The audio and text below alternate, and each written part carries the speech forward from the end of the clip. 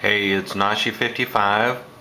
This is going to be a video on the K-Bar knife that I recently bought.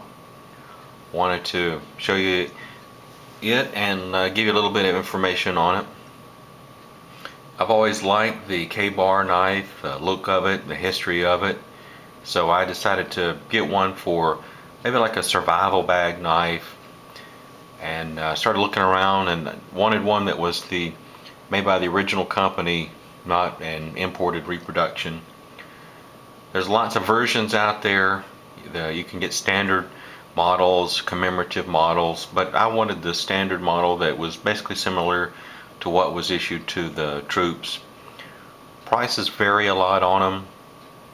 Standard models are more in the $50 range, all the way up to over $100, depending on the style you get and the sheath that comes with it. So you can shop around if you're interested in one. I'll show you what I have. Just the camera down.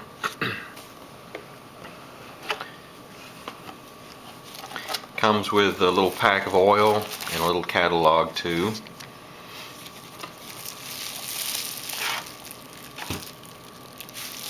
The blade is covered in a cardboard little piece of protective cover there.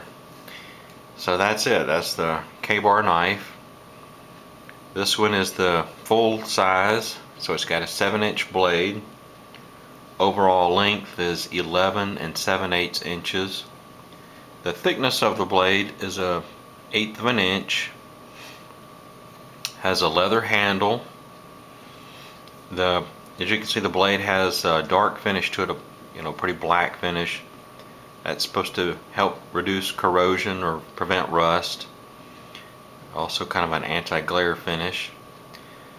Has a fuller to it that gives the blade some extra strength. Might lighten the blade a little bit. I don't know if you'd really ever notice any difference in that if you're actually just holding it. The handle's nice. It's got a good shape to it. As you can see, it's thick in the middle and tapers down at the ends. My hands are just average size, but I have a nice thick handle to hold on to. If your hands are bigger, you can see you still have plenty of room. Little piece up here to help protect your hand. I got the one with a serrated edge.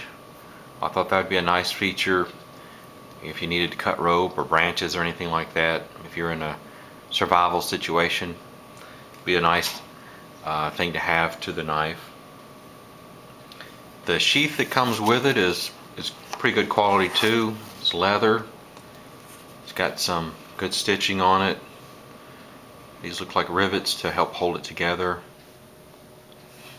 As you can see, it's got the K-Bar logo, Marine logo, and USMC.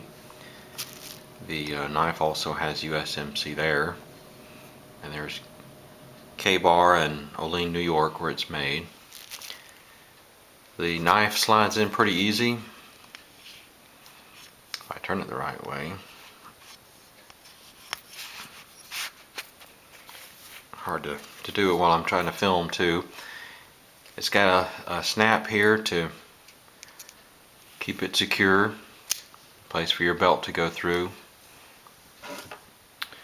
So that's what it looks like in the sheath. It's made out of 1095 Kroven steel. Like I said, the the handles leather, and I think the whole thing, including the plate here, is made out of that same steel. So overall, it's a very nice knife. It's got a good shape to the blade. Probably handle most any situation you needed. You can get shorter models, just plain models without the serrations, different tips. So there's a lot of different versions out there. The company has a catalog. I'll just show you it real quick. A lot of different knives. If you're looking for the same style, they have a lot of different versions. Commemorative ones too. So if you want to shop around, they even have stuff there for hatchets and camping knives. There's a couple other types. A lot of different versions. You can certainly shop around and find one that would fit your needs and price range. There's some other types of knives.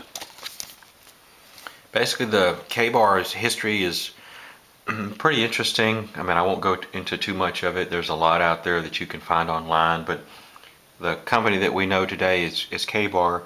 Can trace its origins back to about 1897, and the company was based out of Olean, New York, where it is now.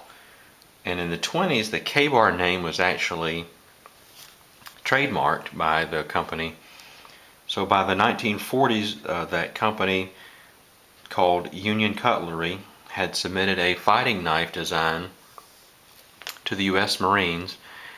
Apparently the Marines weren't very happy with the knives that they had in service at that time, but the knife that was submitted wasn't really satisfactory, so some modifications were recommended by the Marines, and by 1945 they had a design that was acceptable.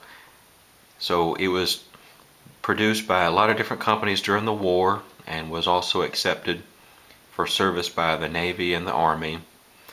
And by 1952, the Ka-Bar name was actually so well known that the company changed the company name to Ka-Bar. And since then they went through some ups and downs. The company has been through some bankruptcies, new owners, but the current owners owned it since the late 90s, and they produce, like I showed you there, a lot of different versions, still built in Olean, New York, and they've expanded the line to include all those different knives. So looks like they're doing pretty well now.